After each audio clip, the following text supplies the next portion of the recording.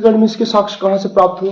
तो आप सबसे पहले रायगढ़ को ट्रेस करना। यहाँ पर रायगढ़ है, वर्तमान में 33 जिले हैं जिसमें 11 क्या है, लैंड लॉक्ड है, मतलब भू अवस्थित है। तो अगर आप पाषाण काल को समझेंगे और पूरा पाषाण के कुछ मध्य पाषाण के कुछ प्रमुख साक्ष्य कहाँ कहाँ प्राप्त हुए अगर ये देखेंगे तो आपको एक बार में याद करना है। देखो सबसे पहला तो याद रखना है आपको कबरा पहाड़। तो कबरा पहाड़ बेसिकली कहाँ मिलेगा? रायगढ़ में।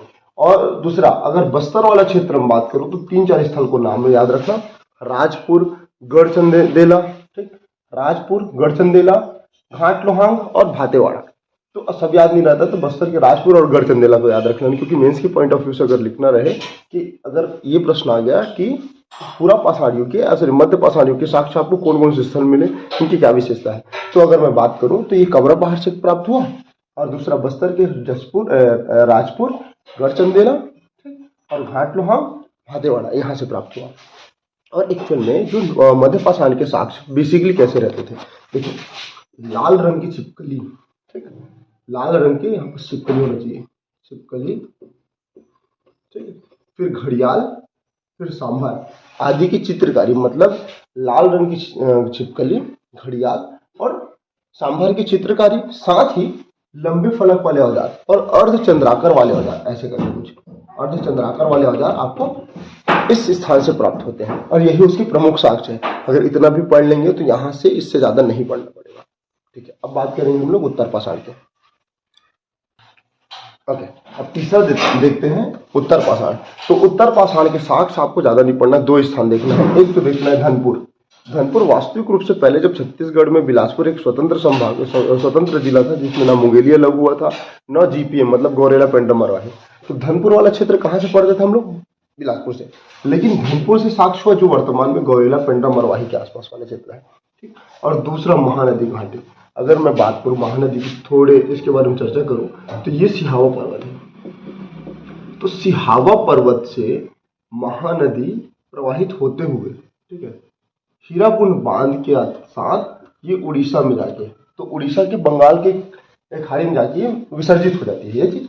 और अगर बात करूं बेसिकली महानदी 11 जिलों से, छत्तीसगढ़ के 11 जिलों से होकर प्रवाहित होती है, दूसरा फैक्ट। तीसरा फैक्ट अगर मैं बात करूं तो देखो महानदी की कुल लंबाई 858 है, जो छत्तीसगढ़ में लगभग 286 किलोमीटर में प्रवाहित होती है, यहाँ तक देखिए। और अलग अलग युग में महानदी के अलग अलग नाम थे, जैसे चित्रोत्पला, नीलोत्पला,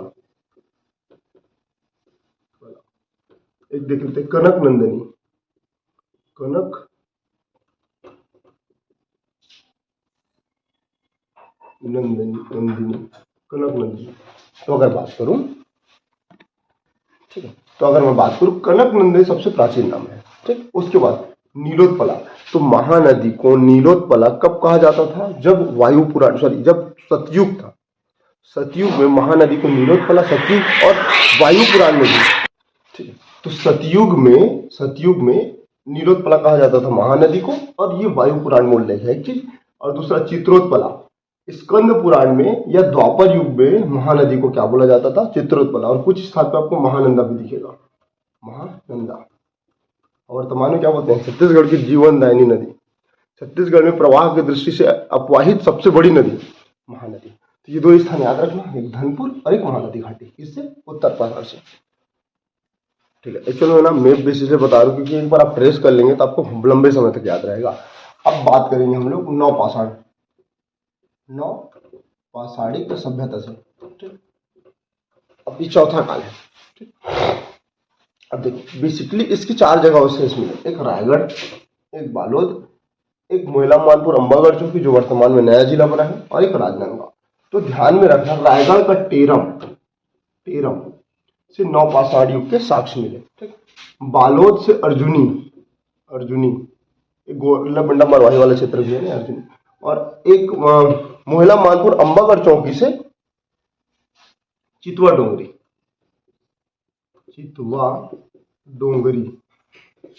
ठीक। और राजनांदगांव से आपको मिलेगा बोनटीला। ये चारों नाम याद रखना। देखो बोनटीला राजनांदगांव से नवपाषाण के साक्ष्य, मोहिला मानपुर अम्बागढ़ से चितवा डोंगरी, बालोद के अर्जुनी से नौपाषाण के साक्ष्य और रायगढ़ के टेरम से नौपाषाण के साक्ष्य प्राप्त हुए। और इसकी खोजकर्ता के बारे में अगर प्रश्न पूछा जाए, और चूंकि प्रश्न आया है तो आने की संभावना है, दो नाम याद रखना। नौपाषाण से संबंधित स्थल की खोज करने का जो प्रयास किया या जिन्होंने किया, वो एक है भगवान सिंह बघेल जी और दूसरा नाम है रमेंद्रनाथ मिश्र। रमेंद्र मिश्र, भगवान बघेल।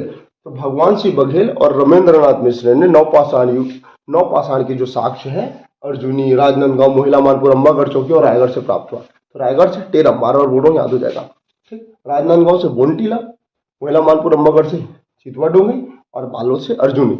ये रहा नौपाषाण के। अब हम लोग क्या क्या देखेंगे, पाषाण घेरा क्या है, इसे बोलते हैं, कहाँ कहाँ साक्ष्य मिले, शैल चित्र और महापाषाणी के कुछ स्थल है, एक ही स्थल है, उसको इसमें ट्रेस करेंगे, फिर ये लगभग हो जाएगा। आगे बढ़ते हैं, ठीक है, इसको आगे करते हैं। अब देखो, अगर मैं बात करूं पाषाण घेरे के बारे में, तो पाषाण घेरा बेसिकली होता क्या है, ठीक।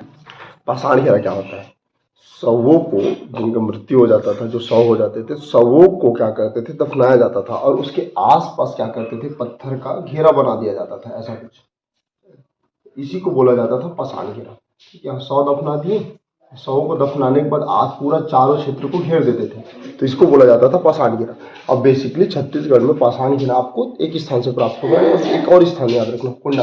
देखो, तो बालोद के करही भदर, चिरचारी और सोरड़ से, ठीक, क्या प्राप्त हुए हैं, पाषाण घेरा। और साथ ही कोंडागांव की एक जगह को पकड़ना, गढ़धनोरा, तो गढ़धनोरा से पाषाण घेरा प्राप्त हुए। तो पाषाण घेरा चार प्रकार से समझना, यहाँ रख देना करही भदर, नीचे रख देना चिरचारी और यहाँ रख देना सोरड़। तो ये बालोद के 3 स्थान हुए और कोंडागांव के 4 स्थान।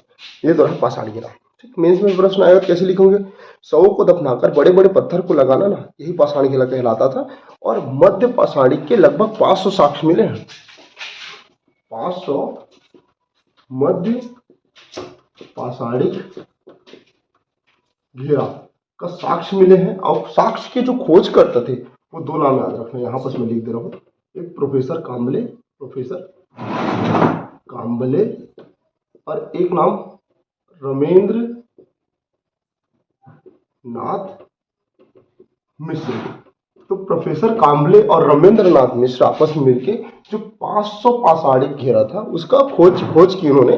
और ये दोनों नाम को आपको ध्यान में रखना है, ऐसे प्रश्न आते हैं, ये सारी चीजें हैं, ठीक। ओके, और इसी से मैं कनेक्ट कर रहा हूँ ताम्र लौह युगीन सभ्यता के बारे में। तो ताम्र लौह युगीन जो स्तंभ है वो छत्तीसगढ़ के भी 4 स्थान से प्राप्त हुए हैं। तो जो लोहे के औजार थे, मृदभांड थे और लौह पात्र थे ना, मतलब लोहे के औजार, मृदभांड और लौह पात्र प्राप्त होते हैं ताम्र लौह युगीन स्तंभ बोलते हैं जिसको, ठीक। तो ये सारी चीजें, तो ये कहाँ से प्राप्त होगा ताम्र लौह युगीन स्तंभ, तो ये सेम करही भदर, चिरचारी, सोरड़ और एक नाम यहाँ पर जोड़ देना कर का भाटा, ठीक। तो ये चारों जगह से क्या प्राप्त हुए हैं, ताम्र लौह युगीन स्तंभ। और साथ ही कोंडागांव के गढ़धनोरा से भी प्राप्त होता है, तो दोनों को एक साथ याद रखना। अब लास्ट में कुछ महत्वपूर्ण फैक्ट को देखेंगे और थोड़ी चीजों को समझेंगे। देखो, अगर बात करूं पाषाण युग के औजार, तो पाषाण युग के औजार आपको कहाँ मिलेंगे, देखो सरगुजा को ट्रेस करो। चलिए, सरगुजा यहाँ पर है, मैं यहाँ पर लिखा सरगुजा में 2 स्थल, एक सीताबेंगा और दूसरा जोगीमारा। तो जोगीमारा मतलब अशोक की जो लिपि है ना, भाषा प्राकृत लिपि ब्राह्मी, में इनके साक्ष्य मिलते हैं। तो जोगीमारा एक और सीताबेंगा देवदत्त और सूर्पनखा की प्रेम कहानी, तो दोनों स्थल से क्या मिले भैया, पाषाण युग के औजार और साथ ही कबरा पहाड़ से, ठीक है। और छत्तीसगढ़ में एक मात्र स्थल जिसको बोलते हैं महापाषाणिक साक्ष्य, तो महापाषाणिक के साक्ष्य मिले बिलासपुर के मल्हार से, ठीक। अब अगर मैं बात करूँ, इसको याद रखना, जो मैं बताने जा रहा हूँ, ठीक है। इसको समरअप करते हैं। देखो, कर्मागढ़, बसनाझार, ओंगना, भैंसगढ़ी, क्या बोले, कर्माझार, ओंगना, भैंसगढ़ी, ठीक, बसनाझार, बेनीपाट, ठीक, और बोतलदा, यहाँ पर शैल चित्र मिले हैं। और जितने भी स्थल हैं वो कहाँ मिलेंगे, रायगढ़ में। तो ये पूछा जाएगा कि शैल चित्र सर्वाधिक छत्तीसगढ़ के कौन से स्थल से प्राप्त हो, तो बताइएगा रायगढ़ से।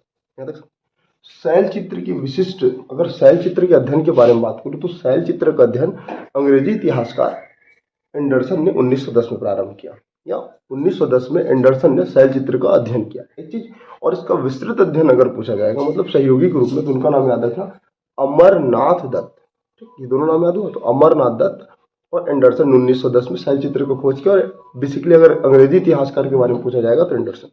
ठीक, और नौपाषाणी जो सभ्यता है या उसके खोज या उसके साक्ष्य जिन्होंने खोजा, वो है सर्वप्रथम जानकारी जिन्होंने दी रमेंद्र नाथ मिश्र और भगवान सिंह बघेल। ठीक, अब बात करते हैं लास्ट में, सिंघनपुर की गुफा सबसे प्राचीन गुफा है।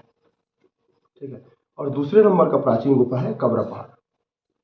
ठीक है, और सबसे बड़ा गुफा है बड़ा बोतलदार। तो ये तीनों फैक्ट को ध्यान में रखना। और सब स्थल कहाँ मिलेंगे आपको? रायगढ़ में। तो इतना याद रखना, ये लगभग समरअप है पाषाण काल से। आगे इसको कंटिन्यू करेंगे। नए होंगे चैनल में तो चैनल को सब्सक्राइब करना।